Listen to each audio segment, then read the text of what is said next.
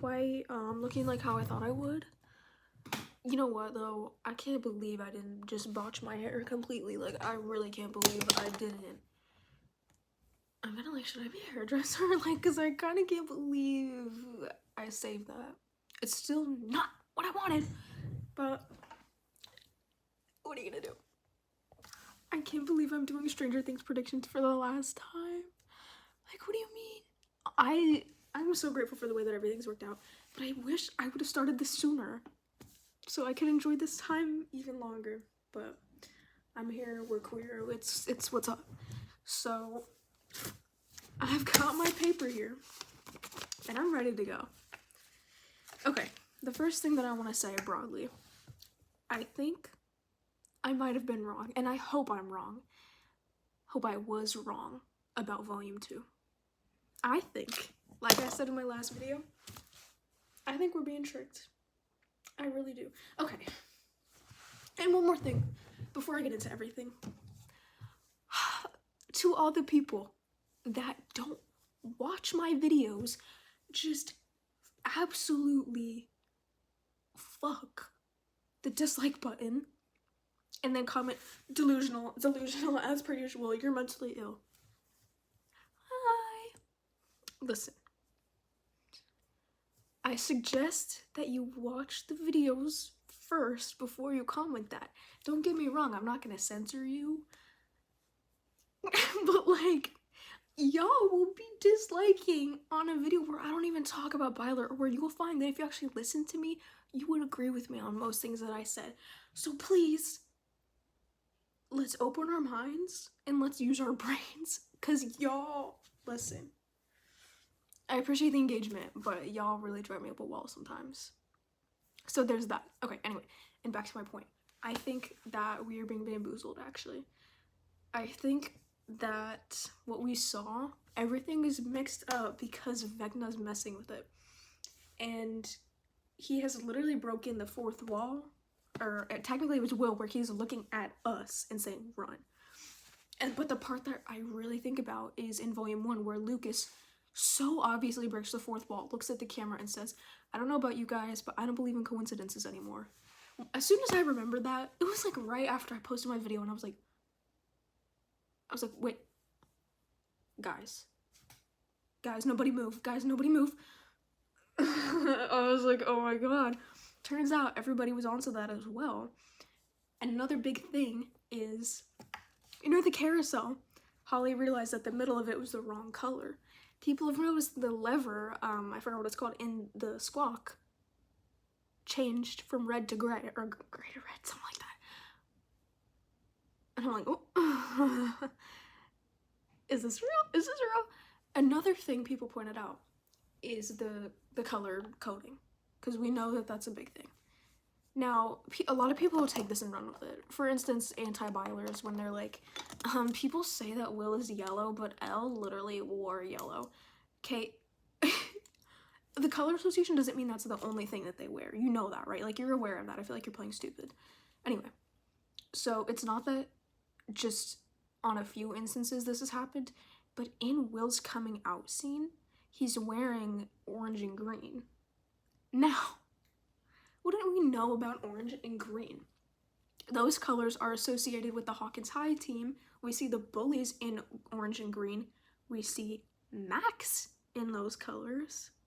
It's all suddenly unusual, and I credited someone in my notes. Night Fanges, I'm sorry, I don't know how to pronounce it, on Twitter, made this point that, like, that's kind of Vecna's colors, that's the school colors, and we know the school colors represent the forced conformity trope, so it's like, wait a minute now. Again, I wish I were smart enough to explain these really well and articulately, but, you know, I am who I am. Somebody get somebody else to do it. Anyway, so it's just the colors that characters are being presented in. It's a little strange, and this leads me into a theory that's happening. People are calling it Playgate, and essentially it ties into a lot of lore from the first Shadow, but it's basically saying that Henry / Vecna has all the characters like in a play of his own. People are seeing a frame from the trailer where it looks like Max, Elle, and I believe Collie are like behind these curtains. So, and another really, really great point is that when Max is running out of the Upside Down, it looks drastically different than it did in season 4, almost like the set of a play. And then also the obvious when Will mentions biking to Melvald's for milkshakes. It's a convenience store, they don't sell them anymore. But you know when they did? The 50s. You know, Melvald's made an appearance in The First Shadow. Interesting.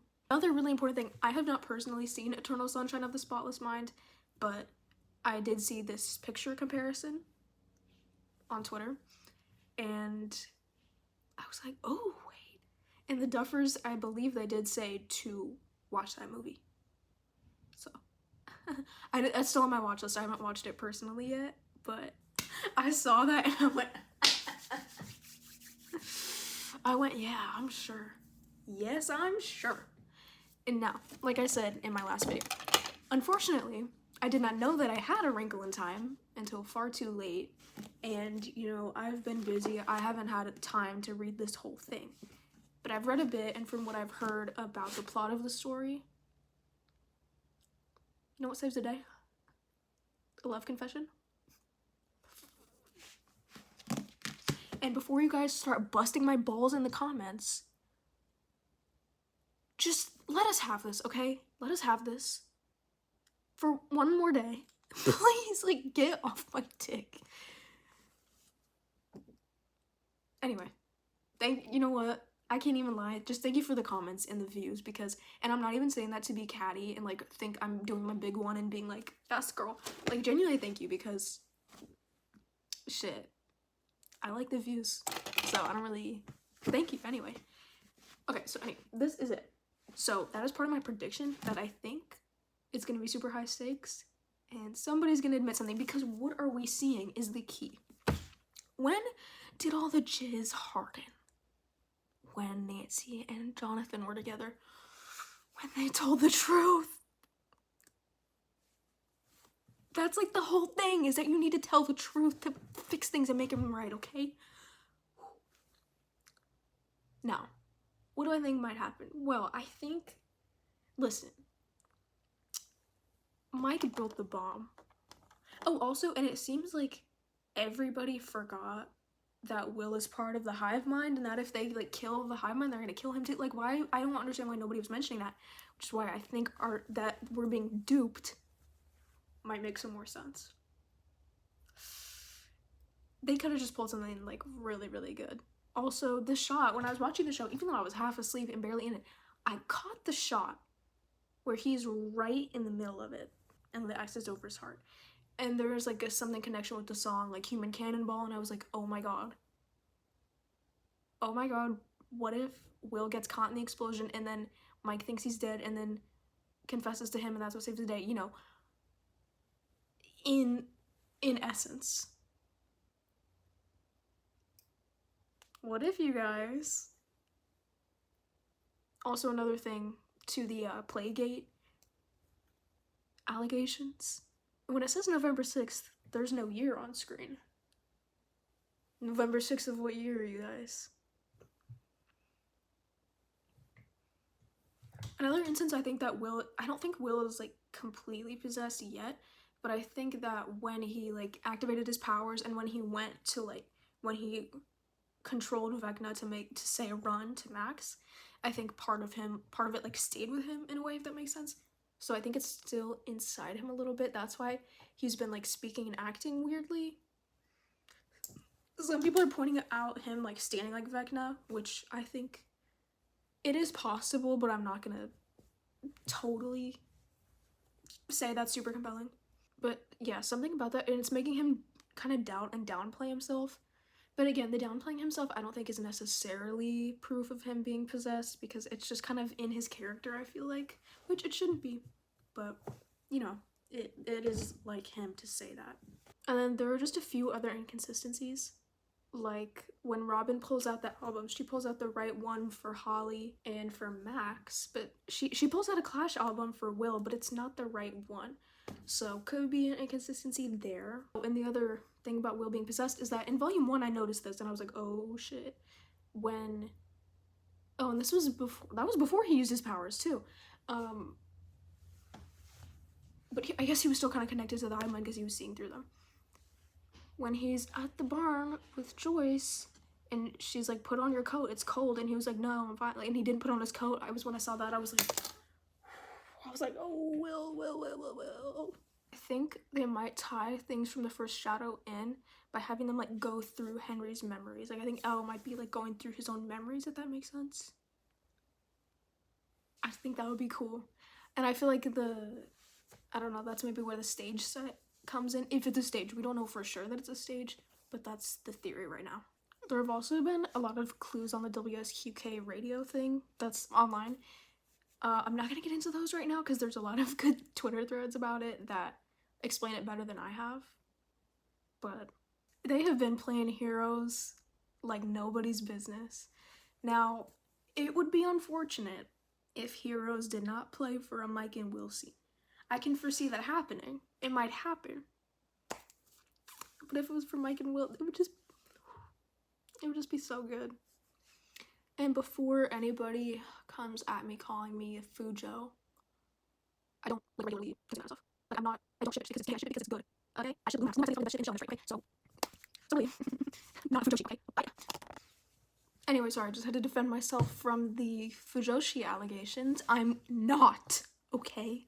I'm not. But for all those that are, get behind me, I'll protect you.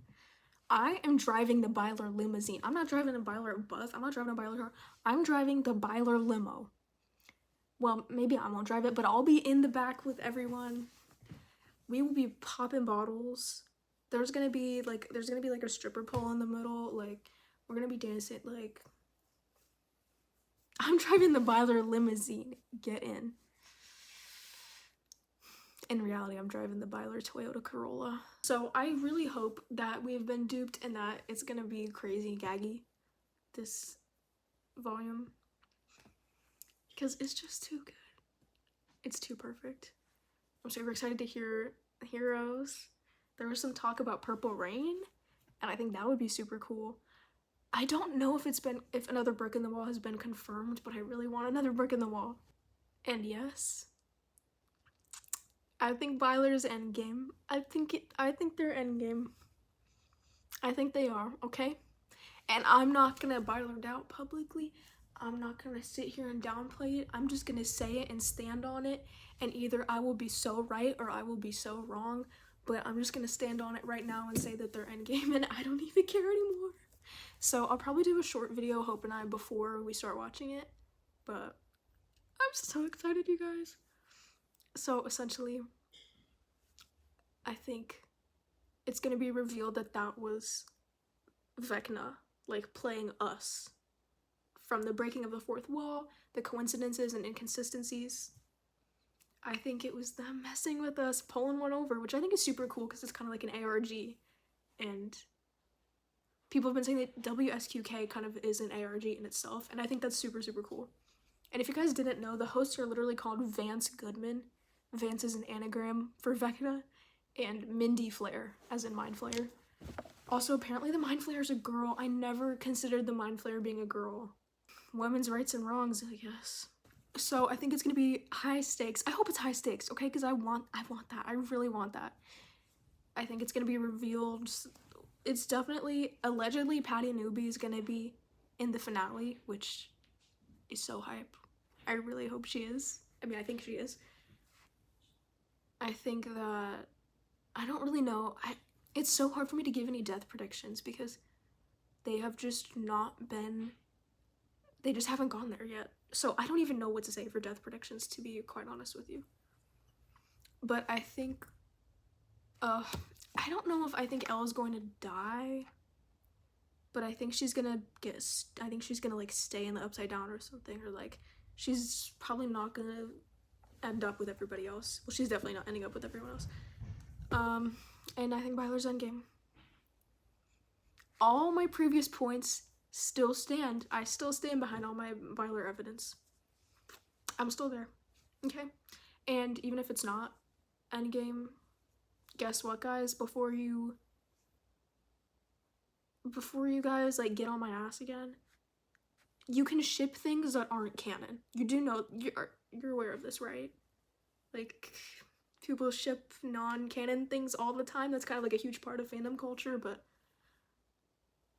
apparently that's, I don't know what to tell you guys. Anyway, I'm hopeful. I hope that you are hopeful. And I'm driving the Byler limousine at 8 p.m. tonight. I don't have my watch on, but if I did, wear your finest, get in the Byler limousine. We're gonna pop some bottles, and it's gonna be just a great time. So I think we've all been played, and I think the finale is probably gonna go insane style. Bye, guys.